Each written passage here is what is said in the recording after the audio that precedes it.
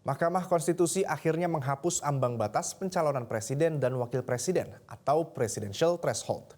Putusan MK tersebut akan berdampak pada aturan pemilihan presiden pada 2029, khususnya jumlah calon presiden dan wakil presiden yang akan mencalonkan diri.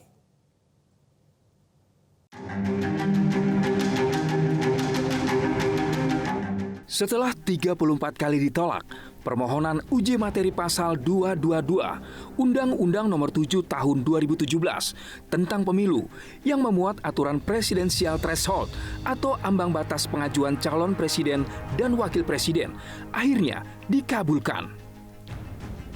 Mahkamah Konstitusi atau MK menghapus ketentuan ambang batas pencalonan presiden dan calon wakil presiden atau presidensial threshold. Dalam sidang perkara yang digelar pada 2 Januari 2025 lalu, para hakim konstitusi menilai adanya ambang batas 20% tidak efektif dan rawan konflik kepentingan.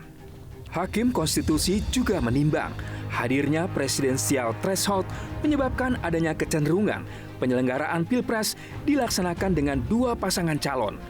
Majelis hakim pun memutuskan mengabulkan permohonan penghapusan ambang batas. Dengan penghapusan ketentuan ambang batas, artinya pada pemilu selanjutnya, seluruh partai politik peserta pemilu berhak mengusulkan calon presiden dan wakil presiden.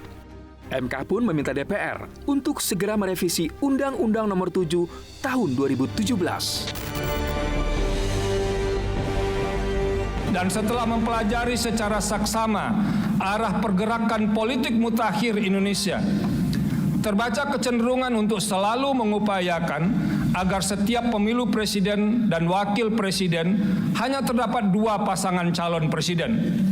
Padahal pengalaman sejak penyelenggaraan pemilu dan presiden dan wakil presiden secara langsung menunjukkan dengan hanya 2 pasangan calon presiden dan wakil presiden, masyarakat mudah terjebak dan dalam polarisasi atau masyarakat yang terbelah, yang sekiranya tidak diantisipasi akan mengancam keutuhan kebinekaan Indonesia. Bahkan jika pengaturan tersebut terus dibiarkan, tidak tertutup kemungkinan pemilu presiden dan wakil presiden akan terjebak dengan calon tunggal. Kecenderungan demikian paling tidak dapat dilihat dalam fenomena pemilihan kepala daerah dari waktu ke waktu yang semakin bergerak ke arah munculnya calon tunggal atau pemilihan dengan kotak kosong.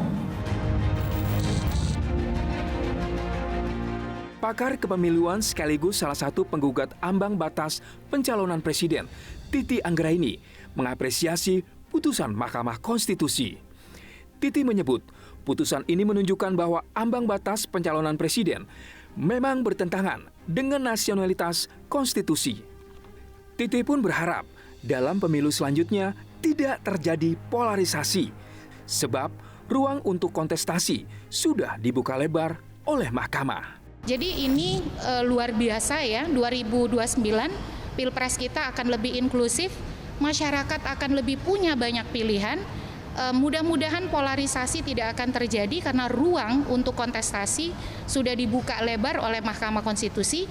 Dan yang paling penting, partai politik harus berbenah untuk menyiapkan kader-kader terbaiknya agar 2029 ruang yang sudah diberikan oleh Mahkamah Konstitusi itu bisa disikapi atau ditangkap dengan serius oleh partai politik kita. Ini kemenangan rakyat Indonesia. 36 permohonan menandakan bahwa ambang batas pencalonan presiden memang bermasalah, bertentangan dengan moralitas politik kita, rasionalitas konstitusi, dan juga mengandung ketidakadilan yang intolerable. Apresiasi positif atas penghapusan presidensial threshold ini juga diberikan oleh mantan Ketua MK, Jimli Asidiki. Biarlah calon presiden kita itu banyak. Saya pernah jadi pemantau Pilpres di Rusia tahun 2019 yang mencalonkan diri ke KPU itu 34 calon presiden.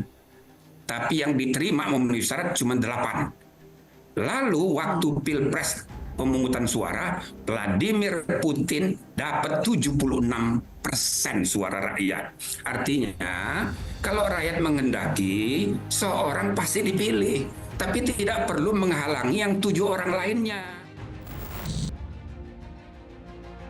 Menyusul putusan dihapusnya ambang batas presidensial threshold ini, pemerintah dan DPR sebagai pembuat undang-undang kini punya pekerjaan rumah untuk membahas implikasi dari putusan MK tersebut. Sejauh ini pemerintah baru bersikap menghormati dan belum mengetahui kapan pemberlakuan aturan tersebut.